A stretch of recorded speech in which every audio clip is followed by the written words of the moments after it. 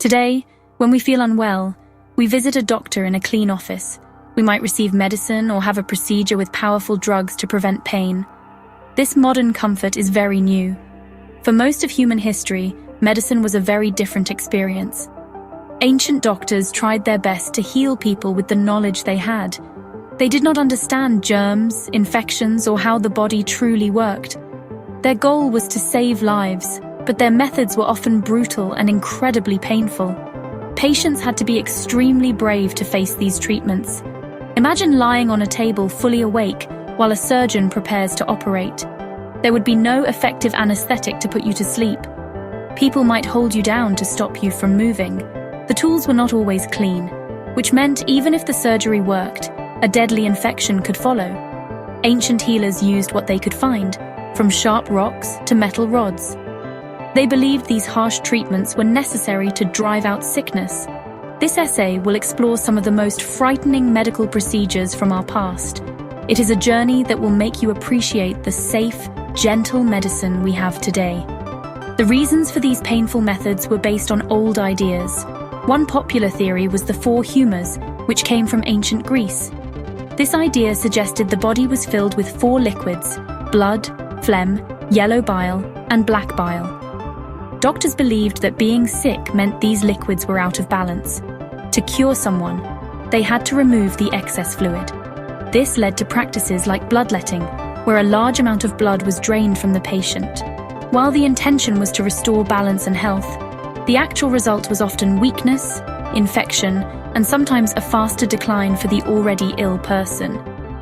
Another common belief was that pain or illness was caused by something physical that needed to be removed. This could be a stone in the bladder, a bad tooth, or even an evil spirit trapped inside the head. The logical solution to them was to cut the person open and take the problem out. They developed procedures to drill into skulls, pull out teeth with crude pliers, and remove bladder stones with hooks. The patient had to endure every moment of the cutting, pulling, and scraping. It is a stark reminder that the path to medical knowledge was often filled with agony and suffering for those who came before us. One of the oldest and most shocking surgeries is called trepanning. This procedure involved drilling or scraping a hole directly into a person's skull.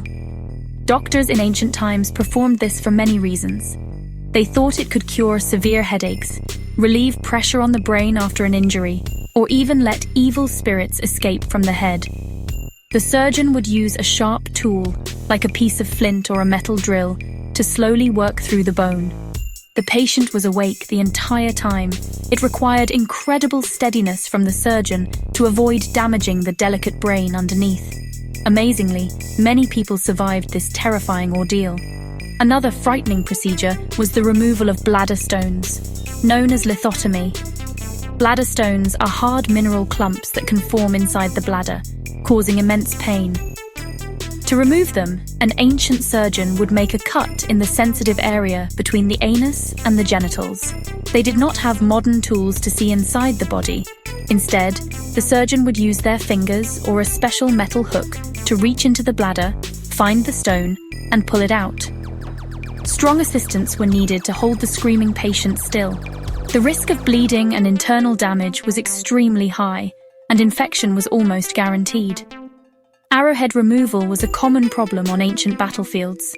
When a soldier was shot with an arrow, the barbed tip would get stuck deep inside the muscle or bone. Simply pulling the arrow out was impossible because the barbs would tear the flesh even more. Doctors had to widen the wound with a knife to carefully pull the arrowhead free.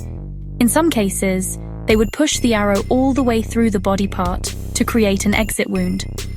After the arrowhead was out, the wound was often cleaned with things like honey and wrapped in cloth, which was rarely clean. This meant that even if the soldier survived the removal, they often died later from a terrible infection. Ancient dentistry was also a source of extreme pain. If you had a rotten tooth, the only solution was to pull it out. There were no numbing injections like we have today. The dentist, who might also be the town barber, would use a strong pair of metal pliers to grip the tooth. Then, they would yank and twist until the tooth came out of the jawbone. This process could easily break the tooth, leaving painful roots behind, or even fracture the jaw. Patients were sometimes given alcohol or herbs to dull their senses, but these did little to stop the sharp, agonizing pain of the extraction itself. One of the most painful treatments ever used was cauterization. This involved using a red-hot piece of metal to burn a wound or growth. Doctors used this method for things like treating hemorrhoids. The idea was that the intense heat would burn the tissue and stop any bleeding. The patient would have to endure the smell of their own burning flesh and the searing pain of the hot iron rod. The tool could easily stick to the skin and rip it off when removed. If the iron was not hot enough, it would only cause a severe burn without actually treating the problem, leaving the person in an even worse state than before. Another delicate and dangerous procedure was an early form of cataract surgery called couching. A cataract is when the lens of the eye becomes cloudy, causing blindness. An ancient surgeon would take a sharp needle, puncture the patient's eye, and use the needle to push the cloudy lens out of the way. The goal was to move the lens so that light could enter the eye again. However, this was done without proper cleaning or understanding of germs. Infections were very common, and the surgery often led to complete blindness instead of restoring sight. It is estimated that a great majority of patients were left permanently blind by this risky operation. When a person could not urinate because of a blockage, ancient doctors used a metallic catheter. This was a stiff, hollow tube made from bronze or other metals. The doctor would force this rigid tube up the urethra, the small channel that urine passes through. This was done to clear whatever was blocking the flow. The procedure was excruciatingly painful, especially since the tubes were often handmade and had rough edges that could tear the delicate internal tissues. Patients had to bite down on a stick or a piece of leather to cope with the pain. If the catheter was not clean, it could introduce a deadly infection. One of the most common medical practices for thousands of years was bloodletting. Based on the theory of the four humours, doctors believed that many sicknesses were caused by having too much bad blood. To fix this, they would cut open a vein, usually on the inside of the elbow, and let the blood drain into a bowl. They would often continue draining blood until the patient fainted. This was seen as a sign that the treatment was working. In reality, it weakened the patient, reduced their immune cells, and opened them up to infection from the unsterilized cut, making their original illness much worse. Looking back at these ancient treatments can be unsettling, but it shows us how far medicine has come. The doctors of the past were not cruel people. They were pioneers working in the dark. They lacked the scientific knowledge and tools that we now take for granted. They could not see the microscopic germs that caused infections, nor did they understand how the immune system worked. Their theories about humours and spirits were their best attempts to explain diseases they could not comprehend. Every failed procedure and suffering patient was, in a way, a step toward a better future for medicine.